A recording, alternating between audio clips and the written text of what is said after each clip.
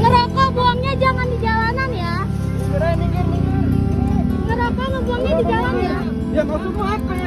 Viral di media sosial video pengendara motor cekcok dengan pengendara mobil. Hal ini bermula ketika pengendara mobil itu membuang puntung rokok sembarangan. Hingga puntung rokok yang dibuang itu hampir mengenai pengendara motor itu.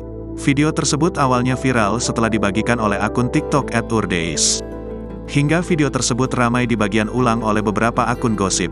Lantaran hampir terkena puntung rokok, kedua pengendara motor itu langsung menegur pria pengendara mobil Fortuner. Namun bukannya minta maaf, pengendara Fortuner dan para penumpangnya malah marah dengan dua pengendara motor pria dan wanita tersebut. Bahkan sempat terjadi cekcok antara pengendara motor dengan pengendara Toyota Fortuner itu. Pengendara Fortuner bahkan sampai mengejar pemotor dengan mengklakson-klaksonkan mobilnya. Dari sini kita udah mulai dikejar, dan diklakson, tulis keterangan video tersebut. Tak lama setelah itu, pengendara mobil membuka kaca mobilnya sambil merekam kejadian yang berlangsung. "Merokok buangnya jangan di jalanan ya," tegur pengendara motor. "Minggir lo," sahut orang di dalam mobil tersebut. "Kakak kan buangnya di jalan," kata pengendara motor itu lagi.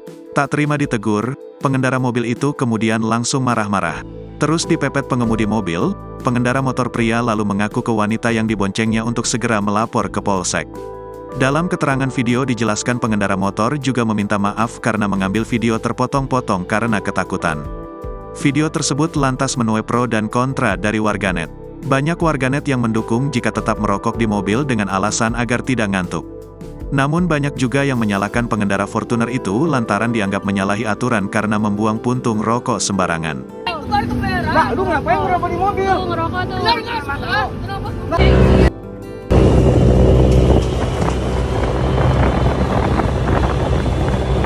Download Tribun X sekarang, menghadirkan lokal menjadi Indonesia.